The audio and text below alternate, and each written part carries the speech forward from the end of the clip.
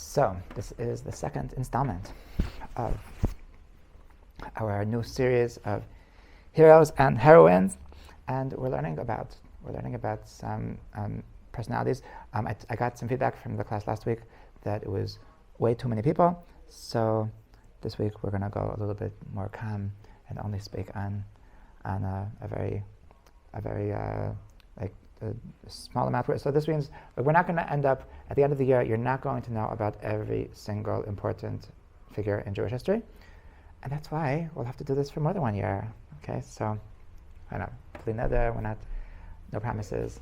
I don't even have to do this today if I want. If I want to just give up right now, you guys aren't paying me. So this will be an awesome series, and whatever we do, we do. And tonight I want to speak about 3 tzaddikim, if we have time, in 3 different periods of Jewish history. One is the Maharam of Rottenberg. He was from the end of the period of the Rishonim, and he was at the end of the golden age of German Jewry, and we're talking about the 1200s.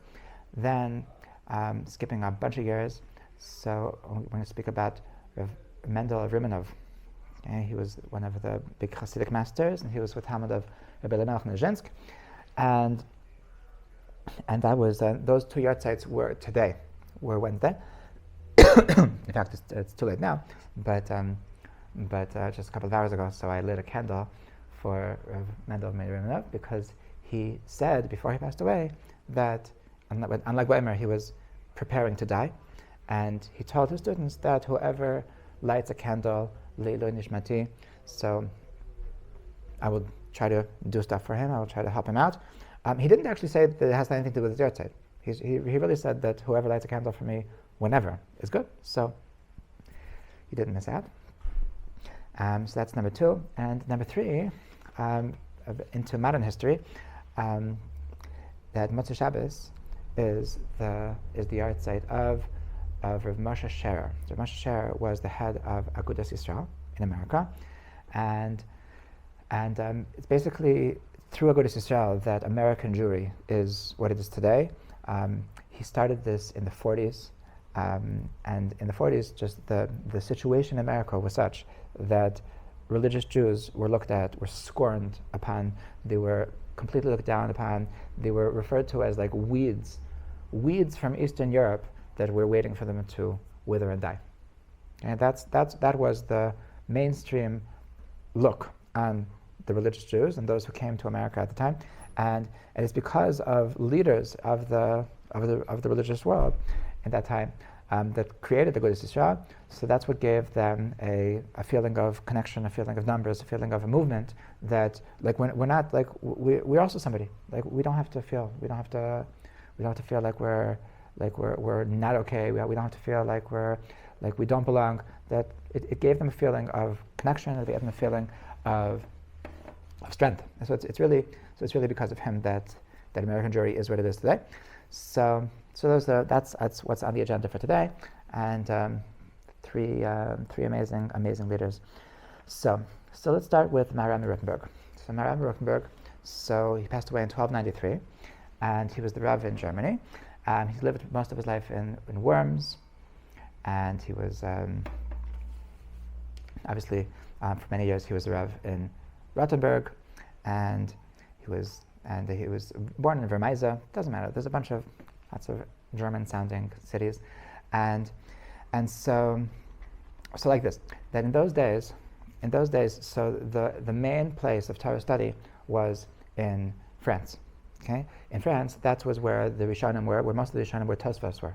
Okay, Rashi himself, Rashi lived in France, and his grandsons, the Tosfot, that like the Ri and the Rebbeinu Tam and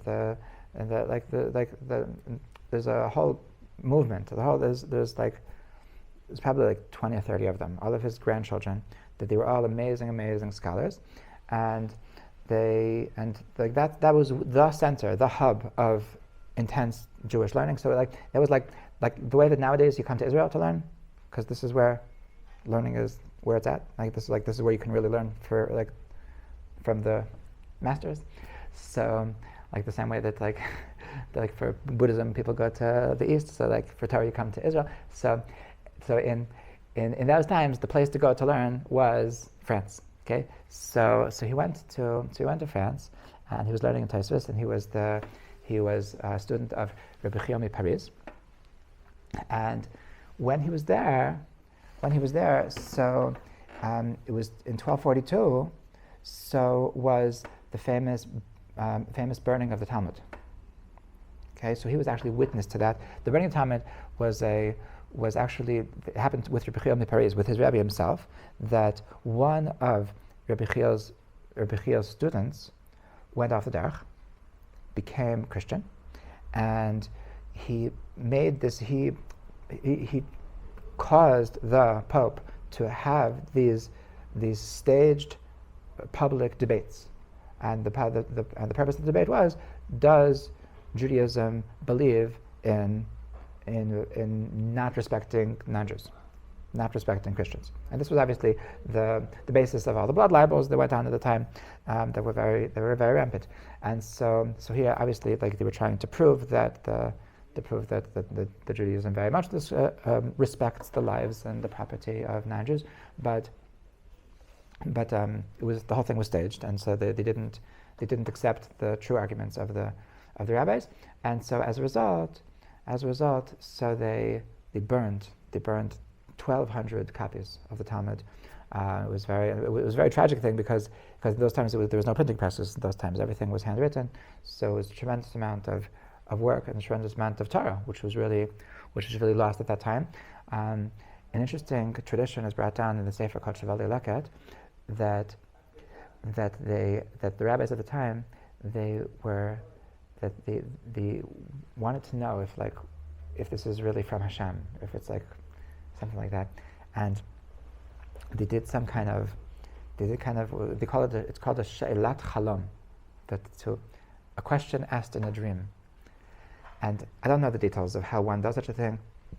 It's similar, if you might recall, that this concept is mentioned in Chazal, and it's mentioned in a piyut we say, that during the time of the 10 martyrs, the Asarah Regei Machot, so when they came to Rabbi Shmuel Kohen Gadol, and they said, we said this on Yom Kippur, we said this on Tisha B'Av, and they said, if somebody steals somebody in the if they kidnap and they sell him, so what's the punishment? It says he has to die. And they said, but what about your ancestors, the 10 brothers that they sold Yosef? And nobody ever held them accountable. Nobody ever put them to trial. And so they said, you know what? You are going to stand for your ancestors, and they killed 10 leaders of the Jewish people. That's when Rabbi Akiva was killed. That's when Rabbi Shmuel Kohen Gadol was killed. That's what Rabbi Shimon Gamliel. The 10 martyrs that we mentioned on Yom Kippur. So it says over there that before they started killing them, it says that they did the She'elas Chalom. They wanted to know if it's really from Hashem, because so this concept is like it's mentioned that like the holy people are able to go into the higher worlds and find out things from the other side, so to speak. And they answered them in the She'elas Chalom. It was Erev Shabbos Chukat. It was Erev Shabbos of Parshat Chukat, and in Parshat Chukas. So the beginning of the parsha says Zot Chukat HaTorah, and the Aramaic translation of Zot Chukat HaTorah is Da Gezerat Oraita. This is the Gezerah. This is the decree of the Torah. So in the Aramaic, it sounds like it's saying that this is a Gezerah. This is a decree which is being meted out on the Torah. So meaning that there was something hinted to in the date, that when this happened, that instead of Hashem killing people, so he's just taking out his anger on books, which is obviously much better than taking out your anger on people. So that was so he was very traumatized by the burning of the Talmud. He actually wrote a kina. He wrote a lamentation on this that we say on Tisha B'Av called Sha'alis Rufa Ba'esh. That he wrote this poem himself, but he realized that like being in France is not the right place to be. So he went to Germany. He went back to Germany, And there he had a big yeshiva, and he had many great students, which were the Jewish leaders after him. Shalom, we're waiting for you. And so his greatest students were very famous. The Rosh, Rabbeinu Asher, the Mordechai ben Hillel, the Hagoyis Maimonides. It's a sefer on the Rambam, and so they were amazing talmidim, and he had amazing success, and things were going pretty nicely until the year 1284. The year 1284, so a new king came to Germany. It was Rudolf I. So Rudolf I, so he started making trouble for the Jews. Okay, so he started by making heavy taxes, and after the taxes, then they started in 1285. So they started with blood libels, and they started with pogroms. And then in 1286, then they made a new law that, according to this new law, so all of the Jews are considered servants of the king. So they no longer have freedom. So part of what this entailed is that they don't have freedom to move freely. Okay, so he realized that this was not a healthy place to be. So he also told his students that this is not the place to be, that we need to get out of here, and he tried to escape, and that was against the law. Okay, so he escaped. He ran away. And when he got to Italy, there are traditions that he was actually trying to get to Israel. Okay? Reb Mendel of Riminov, his rabbi, made it to Israel. So there are those that claim that he was on his way to Israel. He was trying to get to Israel.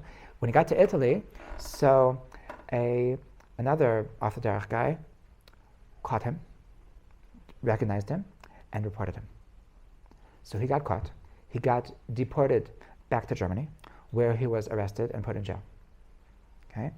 And there he was in jail for the next 7 years until he died. Okay, and this 7 years, this is actually his most famous. He's most famous for this because what happened was that the Reb first put a tremendously heavy ransom on the Maharam of Rottenberg, 12,000 marks, and he made his student, the Rosh, in charge of doing this, and it didn't work. Okay, why it didn't work is not so clear. Now, in a later sefer, the Yam Shlomo, talking about a sefer 500 years later, so he brings a tradition that the reason why the Rosh didn't ransom the Maharam, his Rebbe, is because the Maharam did not allow him to. Why? Because the Maharam said that it's forbidden. The Gemara says, the Mishnah says, that it's forbidden to ransom somebody for more than a normal amount, for more than what he would cost if he was being sold as a slave. Okay, and this is obviously the reason for this. For this is that it's to discourage people from kidnapping people for the purpose of ransoms. Okay, so that the halacha is that it's forbidden to ransom somebody, to ransom for more than what he's really worth, so to speak. So the Marshal quotes this, but he says, but I don't understand, because the Gemara says that if you're a Jewish leader, then it's different, because everybody needs you. If you're needed for the community, the fact that you're needed for the community overrides this prohibition. Okay, that's what he doesn't understand, and that's what he writes, that perhaps it wasn't based on this Gemara, but rather that Maharam was actually concerned that they would do this as a regular thing, that they would say, oh, let's consistently kidnap the chief rabbi, and then say an exorbitant amount, and then because they're so loyal to the chief rabbi, so they'll give anything for the rabbi. So we'll just get all the money of the Jews. Okay, so that's what the Marshal says. Now, now there is a discussion. It is clear that he was able to learn. When he was in jail. In fact, he was. It's amazing the fact that he didn't give up. The fact that he kept on learning. He wrote a large chunk of his commentary on Mishnayos Taras. Taras is the hardest part of Mishnayos, and he wrote a large part of his commentary on Mishnayos Taras when he was in jail. He writes in his commentary. He writes. He even writes it with a sense of humor. He writes. There's a Mishnah that talks about a migdal hapareach ba'avir, with something about a castle that's floating in the sky, and he says it's so interesting. It's so ironic that I'm actually right now in a castle floating in the sky because I'm in jail and I'm writing about this. So he mentioned this in his work, and he was able to. And there's hundreds of tshuvas that he wrote, that he responded to people. There's one of his students writes that they were learning together Friday night, and one of the jailers came and they added to the fire, and there was a whole discussion of was that permitted, and whatever. It's clear that the jailers did allow him to continue learning, and they did allow him to what you call it. They did allow him to have students. So the and then he died. By the way, that's relevant to the discussion about whether or not it could be that some answer that even though it says that when they need you, you're allowed to ransom a rabbi for more than he's worth, but that would only be in a situation that you're in jail and you're not available to your people. But in the situation that even though he was in jail, he was available to his people, that's why it could be that halacha didn't apply. Meaning that's why he was adamant not to redeem him. Okay. Anyway, so now what happened? So 14 years later, so a rich Jew by the name of Alexander Vimpin, so he ransomed the body from this jail for a ton of money, it says, and in return for this, he got to be buried next to the Maharam. Okay, so in the Worms Cemetery in Germany, so you can go visit the Maharam, and you can see that right next to him is this Alexander Vimpin, and it says the story on the matzeva, on the gravestone, so it's still there. You can still read it. You can still go there, and they tell the whole story that he was taken hostage, and he was taken in jail, and then he died in jail, and then this is the Jew that was able to ransom him. And in the letter, in the gravestones, it says that the rabbis praised this Alexander Vimpin. So based on this, there's a historical debate as to whether or not this tradition of the Maharshal was actually correct. Whether or not the story that the Maharam actually said, "Don't redeem me." So there are modern historians that want to doubt if this is actually accurate. And one of the things that's based on, one of the things that bothers them is that if he really said this, so why did he ransom his body? That's exactly what Maharam didn't want him to do. And for the fact that it seems like the rabbis thought it was okay, that's very why would you do something if the rabbi himself said, "I don't want you to do this," right? So why did they reward him by having him be able to be buried next to him? If that's not what he wanted, so it doesn't really make sense.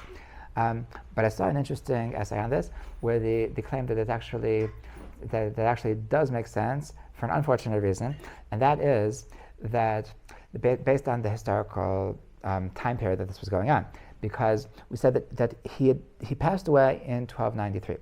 Now, in 1298, 5 years later, so there was the Rindfleisch massacres. The Rindfleisch massacres was based from this disgusting guy named Rindfleisch, that he went and he was just pogroms. He destroyed city after city, Rottenberg, Bamberg, Nuremberg, Würzburg, Frankfurt. They went just city after city, just destroying all the Jews. The two of his great students, the Mordechai and the Great Mananes, they were both murdered during these Rindfleisch massacres. And right after this, so right after the massacres finished, the Rosh, the Rebbeinu Asher, his third grade student, so he realized that this is not the place to be, so he ran to Spain. Okay, that was 5 years. That was 5 years after, and we're talking 13 years later.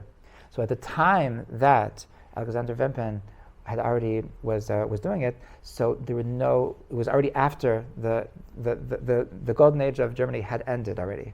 There was no more big rabbis in Germany, so there was no more concern that they're going to just make a habit of just kidnapping the chief rabbi, because there was nobody so great anymore, and the Jewish life was just fizzling out. So that's probably why the rabbi said that at this point it's a good idea to do it. And so that's the story of the Maharam of Rottenberg. From his famous things, the famous things that he was known for. So he has an interesting responsa about hitting one's wife, and he says it's a very bad thing for one to hit one's wife. Anybody who hits one's wife, that the Bezdin needs to fine him, and if they don't fine him, it doesn't work, then you should beat him up, and if that doesn't work, then you should cut off his hand. Whoa, yeah.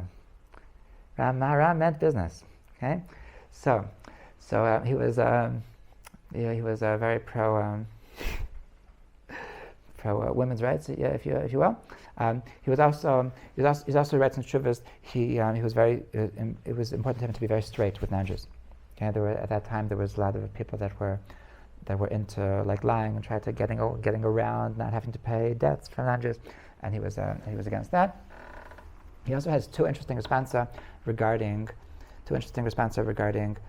people who are killed to sanctify Hashem's name.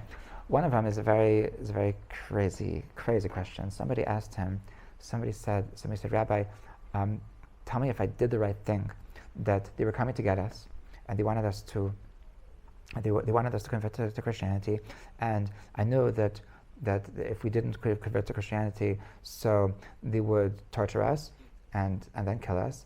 So when I found out that they were coming, so I killed my wife and 4 kids. And he was going to kill himself, but they caught him before, and he obviously survived. So, and now he's not sure. Maybe I did the wrong thing. Rabbi, do I have to do tshuva for killing my wife and 4 kids in order that the Christians shouldn't catch them? So this is a crazy question. The crazy question that, and so he speaks about this. That hello, come in. Hello, yeah. So welcome. So that was one thing. So he said that you don't have to do tshuva. He said you don't have to do tshuva. What do you say if the Christians are coming to convert you and you kill your wife and 4 kids in order that they shouldn't get tortured and shouldn't have to convert? So do you have to do tshuva, or is it a good thing that you killed your wife and 4 kids? I'm not sure I understood the question. The Christians are coming to convert me? To convert your whole family. So I kill them you kill your whole family in order that they shouldn't be tortured. Oh, okay. So do I have to make tshuva? Yeah. Yes. 100%. Yeah. 100%. Okay, so he wasn't sure. He didn't say that it's the right thing to do. He didn't say that it's the right thing to do. We know that if somebody's coming to convert you, and they're going to torture you and kill you if you don't, then it is permitted to kill yourself. That there's numerous sources in Chazal that is permitted. There's even a Gemara about it. It says that there were 400 children that jumped off the boat because they realized that they were going to be desired for conversion, and so the Gemara praises that we know. But how would you know for sure? You know for sure. I thought there is a halacha that if it's a gzerat shmad, if it's a time of gzerat shmad, then you're allowed to convert. No, that's even worse. Time of shmad makes it even more severe. When it's shmad, then you have to give up your life for even less severe things. What does that mean? What's the translation? Shmad means that they want to convert you. Shmad, yeah. The word shmad means to convert. Like a mishumad is a person that converted to Christianity. When they're doing it on a mass scale, even when they tell you to do any sort of avera, right? You want to die for it. Like when they're doing like that makes it more stringent, not more lenient. But Judaism, it dedicates life. Right, but that's only when it's not a question of ideals. So the I don't know how to say that in English, but when it was the crusade in Spain, the Anusim. Right, that was a mistake. They were not allowed to do that. We don't judge them. We don't judge them because like we're not in their situation, Baruch Hashem. But that was against halacha. But think about if they didn't do that, right? And let's say there was like a Gzerat Shmad. They should have. They should have escaped. They should have ran away. They should have ran away. The question is, they didn't run away. There was inquisition. It was girush. They told them to leave. They didn't leave. Now that they didn't leave, now their options were either be tortured or convert. Okay, but if there is a theoretical situation where there is this super nation who rules the whole world, right? And they don't want any religion, right? And they say if you practice Judaism, then you die. So basically, if you don't like disguise your being Jewish and you let yourself be killed, it means that Judaism will have no continuity. No, there is truth to what you're saying. There is truth to what you're saying, and that is something that some Rabbanim said during the Holocaust. Some Rabbanim said during the Holocaust that when it's a question of our religion versus your religion, then you're supposed to give up your life. But it's when it's about in the Holocaust, it wasn't about our religion versus your religion. It's just we just want you to stop existing. We want there to be no Jews left in the world. So then I forgot who it was. I think it was maybe Reb Nachman Zemba of Ger, that he said that now the Kiddush Hashem is just to live. Now the Kiddush Hashem is that for us to survive is the most important thing. Yeah, that sounds like No, but that's only when they're actually in the process of destroying every Jew in the world. If it's only in Spain, for example, then that wouldn't apply. You're always allowed to disguise your like dreidel when they come in is a big thing. You're just not allowed to do averos because they're No, we're talking about conversion. You're not allowed to convert. You're not allowed to convert.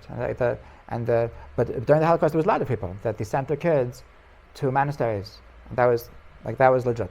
That was okay. Okay, so another thing, interesting thing, yeah. A question about that one, because I don't remember like the full context. It was in one of Rabbi Leibish's classes, and he was speaking about how Mordecai, like, should have just could have just halachically bowed down to Haman. So I'm curious because like Haman was like an idol worshiper. No, what he meant was the Gemara says it, Okay. that he didn't really, it wasn't really an act of bowing down to the idol, because really Haman just wanted them to bow down to him. Okay. He just happened to be holding an idol. It wasn't bow down to the idol, it was bow down to me.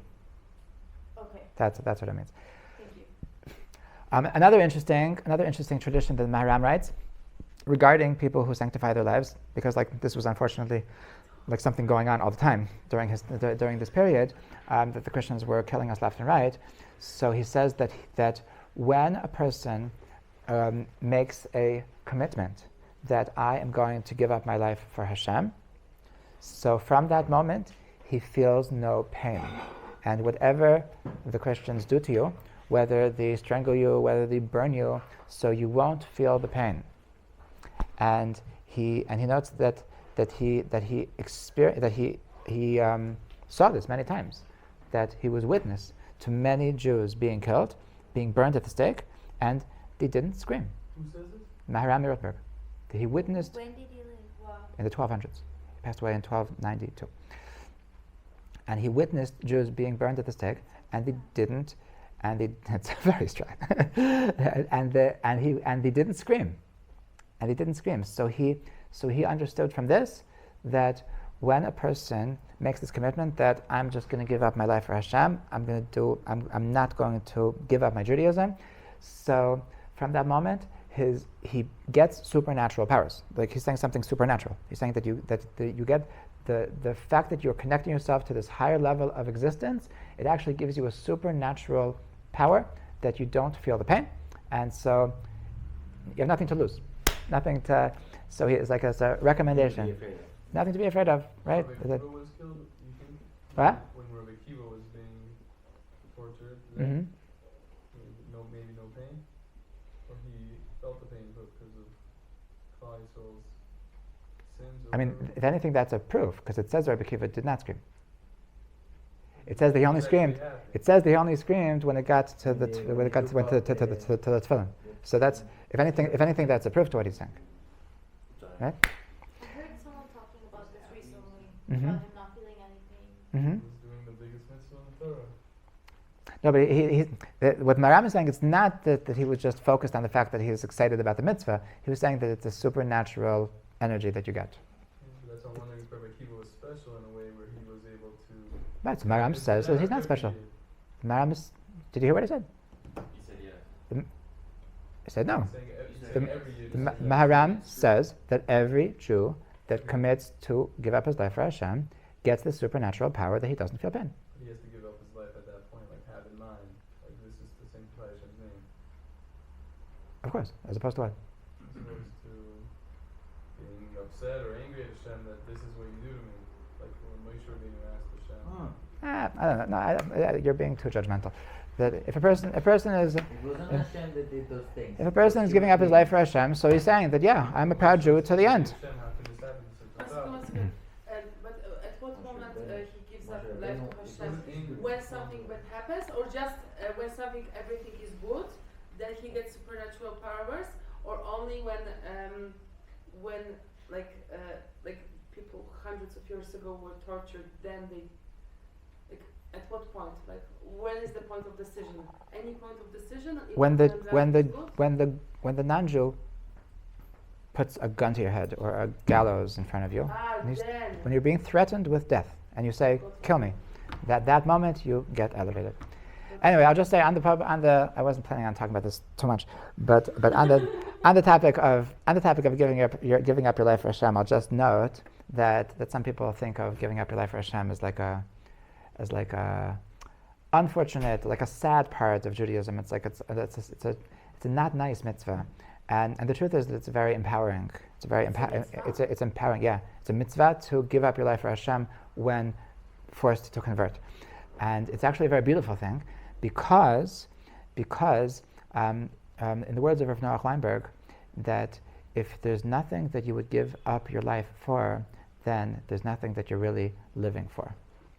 Meaning that the fact that I'm going to say, you know what, that if my life involves doing something really, really bad, so I think a lot of us, even if it's hard to accept that converting to Christianity is something which is so bad that I'd rather be dead, but to kill an innocent baby. So I think anybody would understand that if somebody puts a gun to your head, either kill this innocent baby or I'll shoot you. So we would all say, like anybody, it's a no-brainer. No, I'm not going to do that. I refuse to be a murderer. Do what you want to me. I'm not a murderer. And so, that's when a person is doing that, he's saying that I have values. He's saying that I'm not just chilling. I'm not just here because I'm in for the ride. That I have values, and I want my life to mean something, and I want my entire life to be a statement of that he represented something. Okay, so one of the things he represented is that I refuse to cause pain to people. I refuse to kill an innocent baby. So, in the same sense, so a person that really understands, really appreciates what it means that I'm a Jew. So, if you're going to take away the fact that I'm a Jew, I'd rather not be here. If I'm not going to, I am a Jew. That's what I am. That's what my existence in this world is, and if being in this world requires not being a Jew, so I'm not here. I'd rather end with a bang. I'd rather end with a high. That there's like. It seems like the real meaning that's behind it is like when you're a Jew, it's like your whole existence, right? So if you're not a Jew, then subsequently you don't live. It's not even like a choice. It's like, I don't know, me, like take away the human out of me. You can't do that. If you take out something so essential in your identity and in your being, then obviously you're going to be dead. I mean, it's not even an I'm not saying that a non-Jew is not really living. That you I said. didn't say that. Oh, okay. I said that if I'm a Jew, right, then you're betraying yourself. not be. You're not being true to yourself. I also have somewhat of a nitpicking question. So if No. If a baby is actually under 13, Thank you. so he's not chayav b'mitzvot, so he really doesn't have to die. Like you don't have to kill your whole family. Yeah, it was an intense question. I was just bringing it as a historical, as like, he said not to. He said not to. The answer was that you don't have to do kapara because, think about it, why is he asking? He's asking because he feels horrible, right? What? He did that? He did it. Not the Maharam. No, but the person asking the Maharam. Really? He did it. It happened. What, do you think this is a fairy tale? I walked in the middle. I Okay. don't know. Yeah, sorry. So yeah, this guy, he actually murdered his wife and 4 kids in order that he shouldn't have to convert to Christianity or be tortured. And then he's saying, Rabbi, was that a good decision or not? So the rabbi said, no, it's okay, you don't have to do tshuva. Now, the Maharam was not saying that you should have done it, because he said that we only see a source that you should kill yourself, but not that you should kill somebody else. But he says, but you don't have to do tshuva, because if you do tshuva, then it'll be saying that I'm holier than everybody else, and everybody else that did it was wrong, and they don't just. I think what he really meant was that the fact that you are asking me means that you feel horrible, and that's enough. Okay, I'm not going to judge you because you were in a crazy state of mind, and just move on. That's. So that's the Maharam of Rottenberg, and that was like the towards the end of the great German Jewry. Okay. So now moving on to our next hero. We're up to Reb Mendel of Riminov. Okay, that was his yahrzeits today. Yahrzeits Wednesday. It's still before Chatzos. It's still connected by, I'm sure, by Reb Sherer. There's still koching. Reb Mendel of Riminov, and it's also what? What? He's still like So Reb Mendel of Riminov. So he was another guy that was born Litvish and converted to Hasidus. Okay, he was a. That's a true story. What? That's what I say about my dad was born Sephardi, but they say that he converted to Chabad.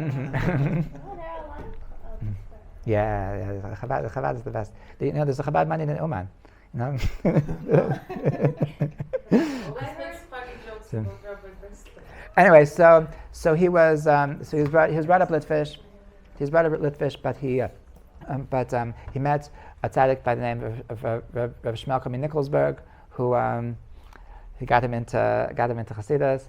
He sent him. He even met the Maggid of Mezrich when he was very young, and then, but really, the most importantly, he was a student of Reb Elimelech Milezhinsk, Rebbe Melech, and there's an interesting. So before he became Hasidish, so he dressed like Litvish. So Rebbe Elimelech had a thing that he didn't allow anybody wearing.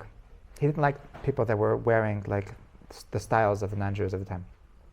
Like they had their own garb, and so because he was still Litvish, so he was wearing like something of wool. It's like Big Tzemer. The story goes that he was wearing Big Tzemer, and like the rule was like nobody's allowed to go into Rebbe Melech with these woolen clothes, and so but he didn't know better, and he comes in, and Rebbe Melech is mamish like in love with him, like he's hugging him and spending all times, and he's like they're talking to him as if they're best friends, and in the middle, so his son, Rebbe Melech's son, says, Tata, you don't see this? He's wearing woolen clothing. What are you doing? And so Rebbe Melech says, Lazarus, calm down. You don't see that the sparks of fire coming out of his forehead. So Rebbe Melech saw that this is a very special neshama, and obviously his stupid rules didn't matter at that point. So no, I mean, like he realized that like I have my rules for a reason, but like come on, this is my next big Talmud, and it's true. Like he was Makarev him, and he knew that by being Makarev him, so it's an investment, and so he was he became a very very close to Rebbe Melech. Now, so Reb Mendel of Riminov, so we would nobody here would connect with him if he was very very. Truth is, Rabbi Elimelech Milezhinsk also there was the same kind of mentality. They were very very frum and stark and like very there was an aura of like fear and tension, and Like Vora. like in this, like at the Shabbos table, like nobody could move. Like there was just complete awe of God. He was very into in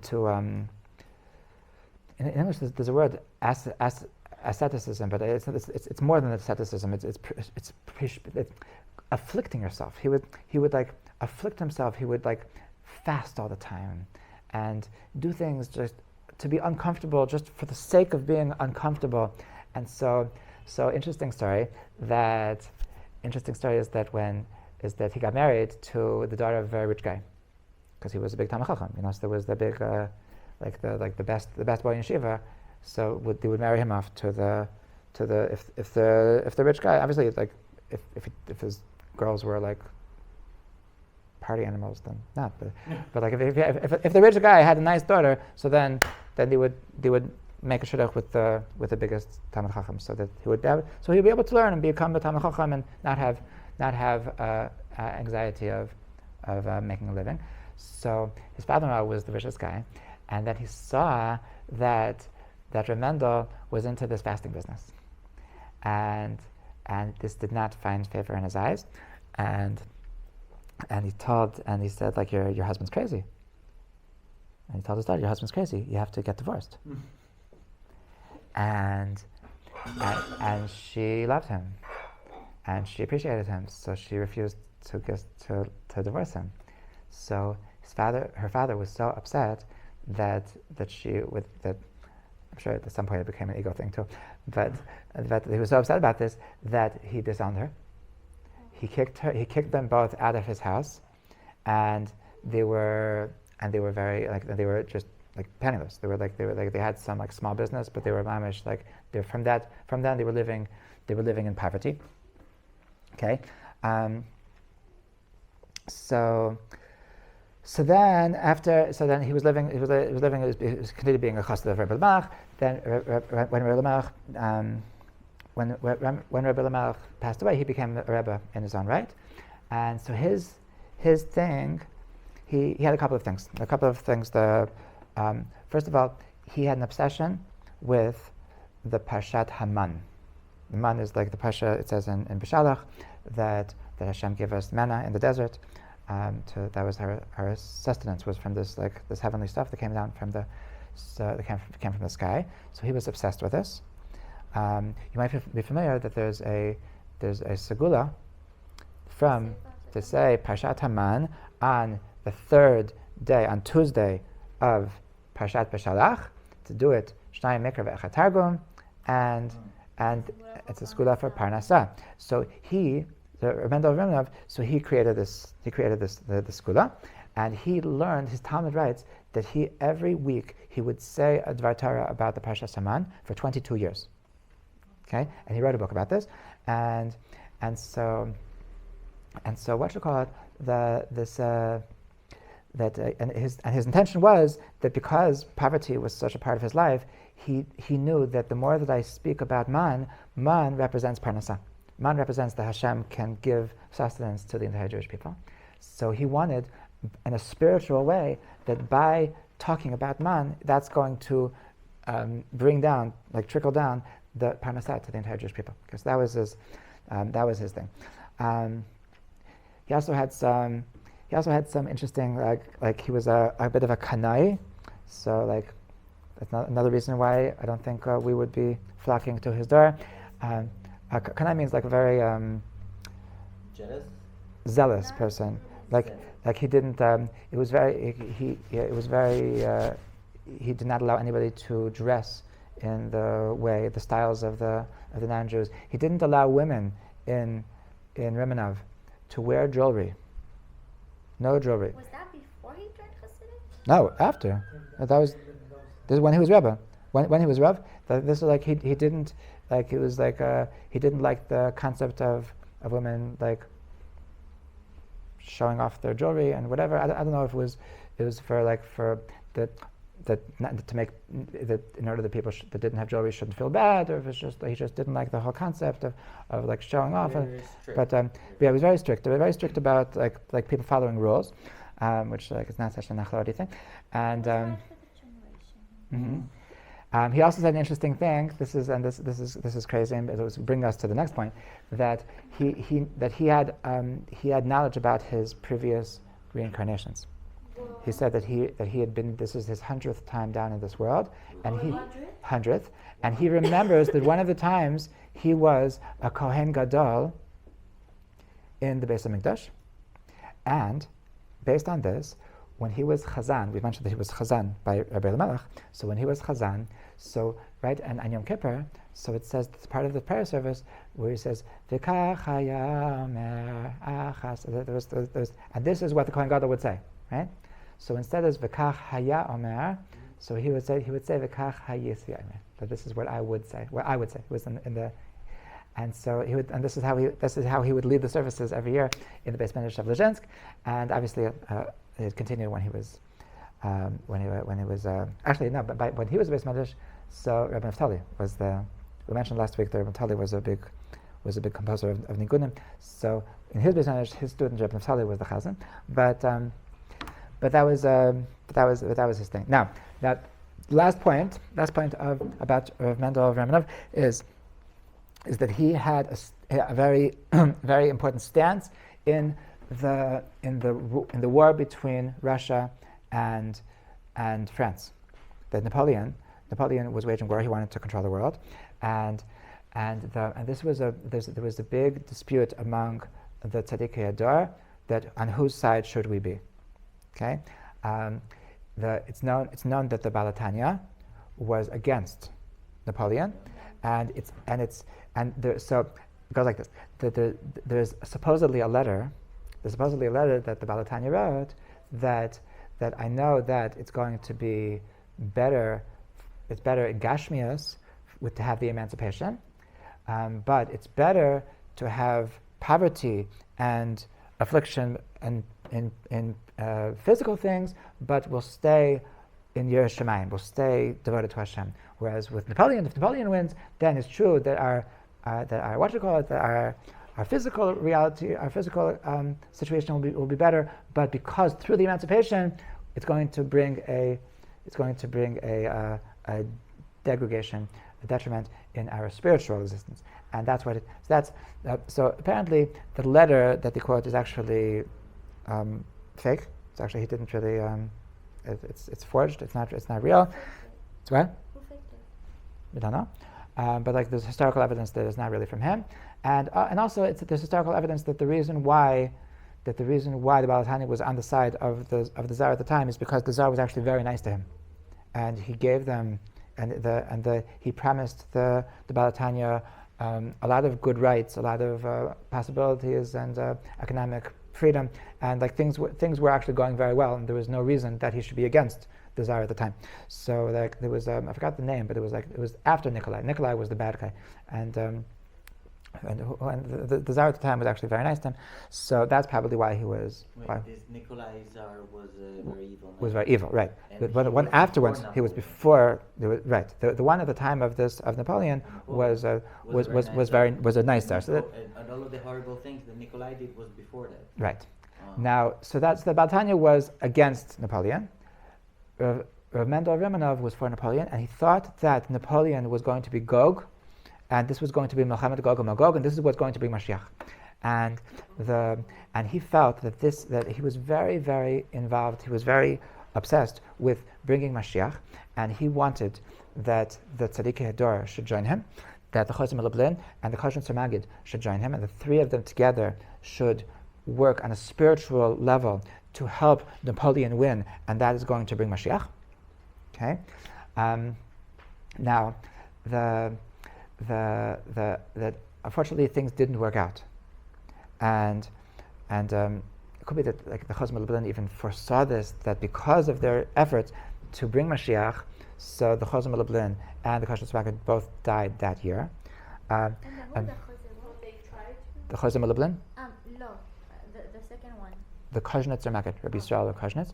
Now, interesting story that his student from last week, Reb Mendel, so he was against Napoleon because because as a result of Napoleon's rise to greatness, so a lot of the Jews were being drafted to the army, and the mothers were coming to plead with Reb Mendel of Riminov that he should do something in Shemayim to stop this war, that the kids should stop being drafted, and he didn't let them in, and he was like, he was so convinced that this war is bringing Mashiach that he felt that it was being cruel to have compassion on these mothers was actually being cruel to Klal Yisrael, because he was sure that this war, even though in the short run it's bringing strife to the parents of the boys being drafted, but in the long run, like, this is actually what's going to bring Mashiach, and so. But it is bringing Mashiach for who? For a Mir Shemayim Yid, or a Yid that went through the army and did kill all of his Judaism? No. If Mashiach comes, then the entire galaxy is redeemed. If he was right, then if it's true that this would have brought Mashiach, then there's no doubt that it's. Was it true, or was it true and they didn't? So we'll never know, because Napoleon lost. Yeah. Okay, so we'll never know. But the point was that the point is that because he felt that he couldn't do this on his own, and the Chazon Lublin and the Kashrut Magid, they passed away, and so that's why it didn't work out, and that's why then. Because of that they passed away. It could be because of they passed away. Yes. There is the tradition from Reb Nachman that it's because of that they passed away. So anyway, so it didn't work out. I have a question. Did he pass away before the war ended? Yeah. Before, so he didn't see that it didn't work. Oh, did he pass away? Yes. No, he passed away later. Oh, okay. So how did he explain this not bringing Mashiach? Oh, he explained because he knew that he needed the help of the other tzaddikim, and they passed away. And there were no other What? tzaddikim? No, they didn't pitch. Not any tzaddik can do this. We're talking about bringing Mashiach. Wait, they didn't agree to. No, they did agree, but it didn't work out. It didn't So it didn't was like succeed. it's their fault. No. Now, an interesting word on this parsha, I actually found interesting thing that in reference to this story. So it says in this week's parsha that al tonu ish et amito. Al tonu ish et amito. So al tonu ish et amito means don't trick your friend. So he asked, why does we need this pasuk al tonu ish et amito? It says in the previous pasuk al tonu ish et achiv. Nobody should trick their brother. So why does it need a second pasuk to say al tanu ish et amito? So Reb Mendel of Riminov says that it's coming to say that amito, you should read it that the ayin should be replaced because the ayin is pronounced the same way as an aleph. So it's a hint to al tanu ish et amito, that a person should never trick his truth. That the person that has a truth, person that I stand by something, so you're forbidden to go against your personal truth, even if other people say that you're wrong. But a person is obligated to go with their own truth, and that's how he explained that. Even though I know that the Baal Tanya is against me, but I feel very strongly that this is what's going to bring Mashiach, and I'm obligated to go with my truth until the end. Okay, that's it. Mm-hmm. Who was that? According to. Cousin? Reb Mendel of Riminov, the Baal Hillel. And that's a mitzvah according to the 613 mitzvah. No, it's a drash. It's ironic because the Balatanya was doing his own work in order to bring the Mashiach. He was telling his Hasidim. Now we're only working to bring the Mashiach. No, that's his great grandson. And No, they even came back to take his shoe, so he wouldn't be able to So go now with it, yeah. right? Okay, so now in the little time that we have remaining, I don't know how much should we stop this and restart it, or do you think just hope for the best? Okay, we'll go. Okay, a little bit. I want to speak about the last Torah personality for tonight, and this is Rav Moshe Sherer. Rav Moshe Sherer, Sherer, Shin Resh Resh. He's American. He's American. He was born in the 1920s. He's passed away in 1998. Okay, and Yeah, this is like he was more modern history. But like I said before, that like he was the one who made the American Jewry that we know today. Like I said, that in the 40s, so being religious was despised. It was people looked at you like garbage. People looked at you like we're waiting for you to die out. Religious, Jews. We're talking about Jews. The religious Jews in America were despised, and they were thought of something that were waiting for them to die out. So was he born in? He's born in America, yeah. So Moshe Sherer, so he was the leader of Agudas Yisrael. He was brought by his cousin Mike Tress. Mike Tress founded Agudas Yisrael, but he said, I can't do this myself, and he knew that his cousin Moshe Sherer was an amazingly competent person. He was very like the things that he did. First I'll talk about like what he did. He was an amazing communal leader, and he was there for every single individual, okay, on a community level. So he worked very, very hard for the yeshivot should be accredited as places of higher learning in order that they should get government funding. And he was able to get millions of dollars for Jewish yeshivas to get from the government money. Which is an amazing thing, because like that was against the vibes at the time of like the separation of church and state, and they wanted everything to be a melting pot. They wanted like everybody to just forget your old life and he was able to speak so eloquently in front of the Congress. Now, interesting story, by the way, about this thing when he was speaking in the Congress about this. So when his father-in-law was a rabbi of a big shul, okay, and when his father-in-law passed away, when his father-in-law was sick, so he was giving like guest lectures, like he was like the guest rabbi to fill in this place for his father-in-law. And then when his father-in-law passed away, so then they wanted him to be rabbi. Okay, that would have been amazing, because there was no money at that time. The financial situation in America was horrible. It wasn't. It was after the Great Depression, but it was a horrible time, and especially his mother-in-law was dying for him to be the rabbi, because if he was the rabbi, then she would still be like the Rebbetzin of the Kehillah. So he was really excited. He knew that there was like the amazing thing, but he said, he was a student of Reb Aaron Kotler, and before he accepts the position, he wants the bracha of Reb Aaron Kotler. So he went to Reb Aaron, and Reb Aaron told him, "B'shum oifen nicht," that under no circumstances may you take this position. That my vision for you is much greater than being tied down to any one congregation. That you have much greater things to do for Klal Yisrael, and I do not allow you to do this. And so he came back, and he was sad. He was very depressed, and his mother-in-law was very depressed, and she was all upset. And 10 years later, so when he came in, so his mother-in-law called him over, and he said, Herzu. And she opened up the New York Times. There was a big picture of him speaking in the Congress.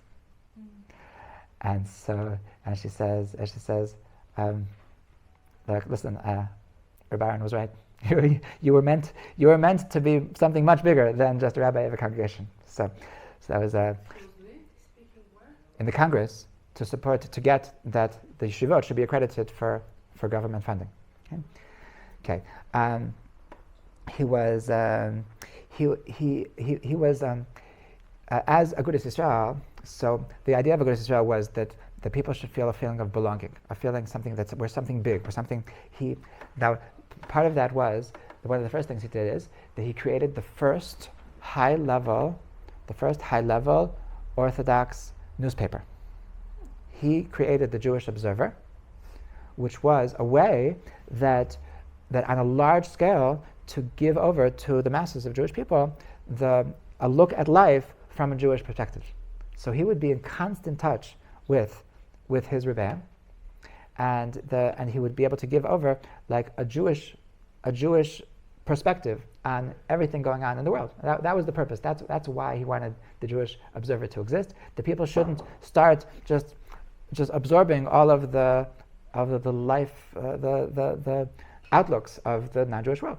Okay, he was involved in making the amazing Siyum Hashas of Daf Yomi that he created in 1990, the first huge Siyum Hashas in Madison Square Garden, where they had 20,000 people show up, and it was like they were going crazy. They were like, how on earth are we going to fill up a stadium? And like he had this great idea that like we'll give out tickets. So they printed 20,000 tickets, and they said, you are personally invited. Here's your ticket. Admit one, and it worked. And like the entire stadium filled up for the first Grand Siyum Hashas. 7 years later, was also Madison Square Garden, and I was at that one in 1997. And what? At that time, they probably charged. I don't remember. Maybe I think you're right. At that time, there was already 80,000 people. And so, just like what he did for the religious community, like he built the Jewish community from being a weed that nobody wants to 80,000 people standing together, celebrating, learning Torah. Okay, that was like he was crying. He was crying from tears. He was crying from joy when he saw how many people came. And that was 1997. He passed away in 1998. It was right before he passed away. So that was what he was doing on a communal level, on an individual level. So he was there for every single Jew. He was the connection. He was the person that if you need something to get done, if you need help, I can't get into the school. I need to get into this. I need help with the government.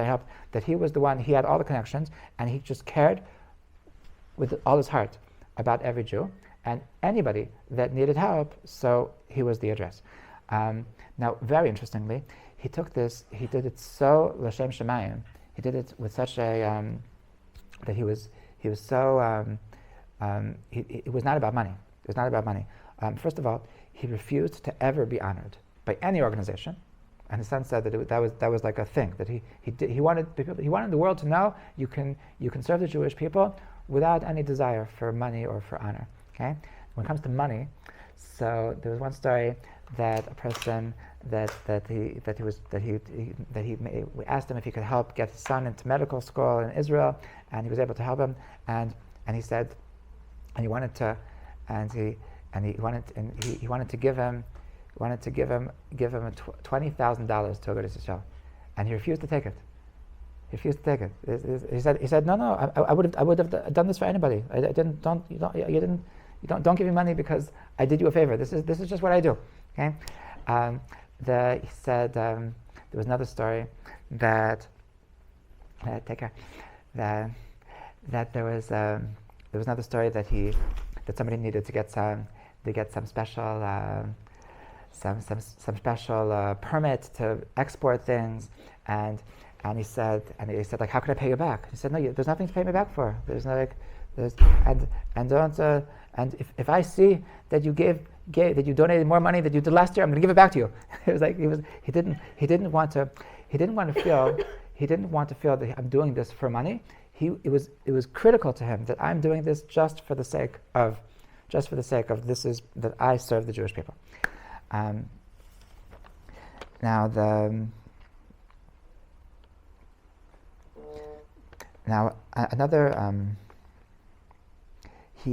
thing is that he did this at a very extreme personal sacrifice.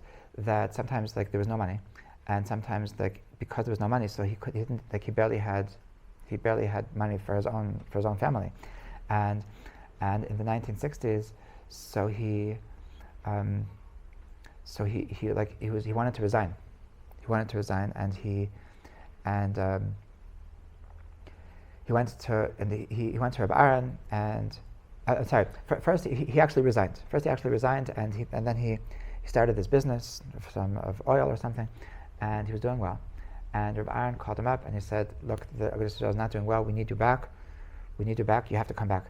And he said, but I can't. I'm not any time. He said, no, we need you urgently. This outweighs everything. And so he accepted what Baron said, and he came back to his wife and he said, sorry, but we have to go back to bread and water. Like this is what Baron said, and like he was bread and water, just bread and water. So he was so the way that he was so negated himself to what the Gedolei Yisrael said. A beautiful thing was that he was always the emissary of bringing the questions of the community, bringing to ask the Gedolim. Okay, so he would research the thing very, very well. Then he would present the different issues to the Gedolim, and I think this is so beautiful. It's so humble. That he would leave the room. He would leave the room and he'd say, "Okay, now rabbis, you discuss it and tell me what you said." Like he didn't want to be part of the discussion because he didn't feel worthy to speak in their presence. So he just wanted to just be like, I'm just listening. I'm just telling you the question, but it's absolutely it's all you. Sorry, he was eating only bread and water? That's what he said. I mean, it was an exaggeration. Now I just want to just end off with some beautiful stories of just how he cared for his thoughtfulness to everybody. Before he would go to the meetings with all the Gedolei Yisrael, so he would ask all of the single secretaries in the office. He would ask them to write down your names, because I'm going to all the biggest rabbis in Israel, in America. I'm saying, and I'm going to ask them to give you brachas to get married. And he was always very, very thoughtful for them. Another story: his son once went into his house, erev Yom Kippur. His son, Rav Moshe Sherer's son, walked into him erev Yom Kippur, and he was on the phone with some lady. It was a very short call. It was like, we said, "Hi, I was just calling to wish you this is Moshe Sherer from Agudas Yisrael. I'm calling to wish you Gemar Chasim Tov and easy fast, and hope you're all well." And then he hangs up the phone. And then another lady, and the same thing. We're calling to wish you Gemar Chasim Tov. Hope you have an easy fast. And like 10 different women. He's like one after the other. He said, "Abba, what's going on?" So he said, "These are all the women that lost their husbands this past year." And so I thought that perhaps they feel like forgotten. They feel that nobody cares about them anymore. So I wanted to give them a call to know that people still care about them. And if we go into Yom Kippur, saying that Anenu Dayana Manos, that please answer us, the one who takes care of the widows. So if I don't do my share to help Hashem take care of widows, so how can I ask Hashem that just like you take care of widows, to take care of us? So that was his what he would do. And it's also, nobody would have ever known this if not for the fact that his son happened to walk in the house at the right time. We would never know this about him. And the last story that I want to end off with is that a story from the secretary in Agudas Yisrael. So she reported that on her first day of work. So he noticed that there's a new person in the office, and he said, "Hi, what's your name? Who do you work for?" And she said, "I work for Rabbi so and so." And he said, "You're making a mistake. You're working for Klal Yisrael." And I also work for Klal Yisrael. In this office, we work for Klal Yisrael. I just thought that's just like such a beautiful welcome. Just like I want you to know how special you are. I want you to know like how amazing it is that what you're doing every day. You should be proud of what you're doing. And so these are real role models. This is real selflessness. This is real thoughtfulness. And it's we're so privileged to have a nation of such awesome people that we can like try to follow in their ways. So l'chaim, everybody.